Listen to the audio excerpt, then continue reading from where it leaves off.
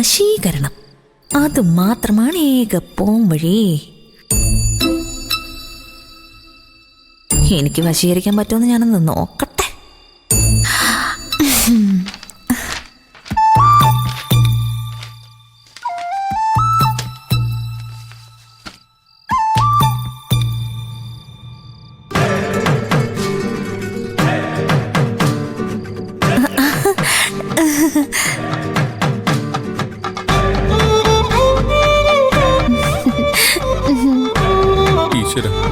എന്തിനുള്ള പുറപ്പാടാണോ എന്തോ.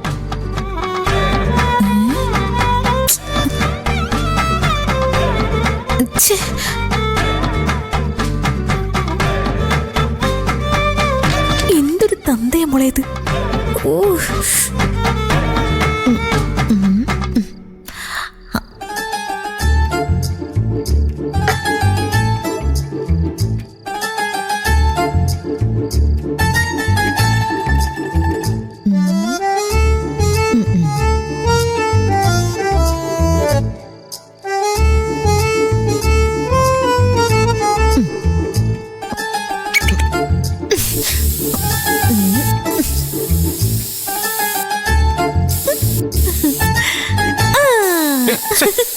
എന്തൊരു വാടകയാമി ഇത്? ഇങ്ങനെയാണോ സ്പ്രേ അടിക്കുന്നത്? നിങ്ങൾക്ക് സുജാതയുടെ മണമല്ലേ പിടിക്കും.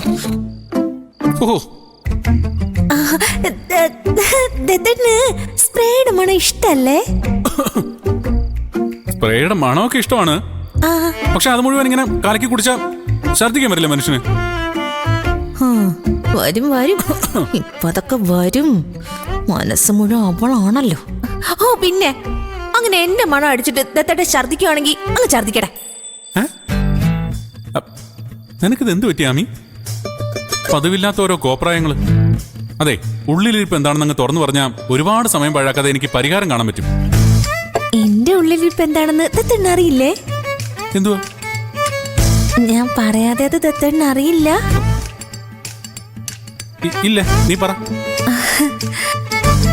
പ്രണയം. അയ്യേ, എന്താ പ്രണയം അത്ര മോശപ്പെട്ട വസ്തുവാണോ? മോശപ്പെട്ട വസ്തുവൊന്നുമല്ല, പക്ഷെ അത് സമയത്തിനും സന്ദർഭത്തിനും അനുസരിച്ച് വേണം. ഇവിടെ ഇപ്പൊ സമയത്തിന് സന്ദർഭത്തിന് എന്താ ഒരു കുഴപ്പം?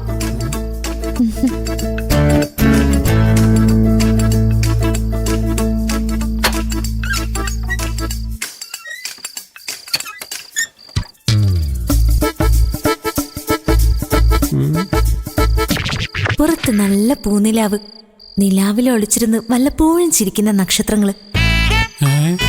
ഈശ്വര, ഇത് പ്രസവാനന്തര ഹോർമോൺ ചേഞ്ച് തന്നെ. രാത്രി അതിന്റെ 14ാമത്തെ യാമത്തെ. അയ്യോ, ആരോരും അറിയാതെ അത് മുടിക്കുട്ടിനുള്ളിൽ ഒളിപ്പിച്ചിരിക്കുന്നു. അയ്യോ, അതവിടുന്ന് പോയോ? മൗനങ്ങൾ പോലും വാചാലാകുന്ന നിമിഷം. അയ്യോ,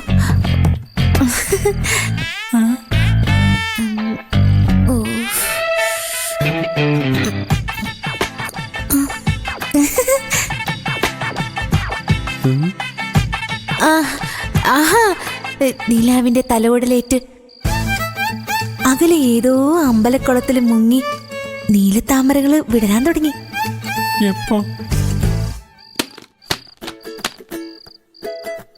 കൈവിട്ടു പോയോ ഈശ്വര?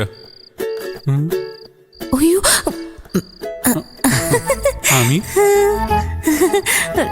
നമുക്ക് ഹോസ്പിറ്റലിലോ മറ്റോ പോണോ? എന്തിന്? ആദ്യം നമ്മുടെ കുഞ്ഞൊന്ന് പിച്ച വെച്ച് നടക്കട്ടെ, എന്നിട്ട് മതി ഇനി ഹോസ്പിറ്റലിൽ പോക്കൊക്കെ.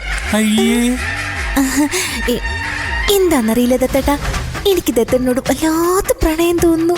അയ്യോ, ഇത് ഹോർമോൺ ചേഞ്ച് തന്നെ. ആക്രമണമൊന്നും ഉണ്ടായിരുന്നാ മതിയായിരുന്നു. എന്താ ആലോചിക്കുന്നേ? ഒന്നുമില്ല. എന്താണെന്ന് ഞാൻ പറയട്ടെ. ഈ ആമി ഇത്രയും പ്രണയമൊക്കെ ഇക്കാലം അത്രയും എങ്ങനെ ആരെയും അറിയിക്കാതെ ഉള്ളിക്കൊണ്ട് നടന്നു എന്നല്ലേ?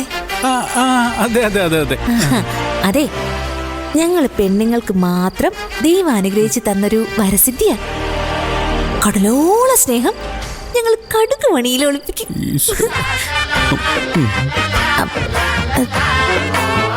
ശരിയായില്ല. ദത്തേട്ടാ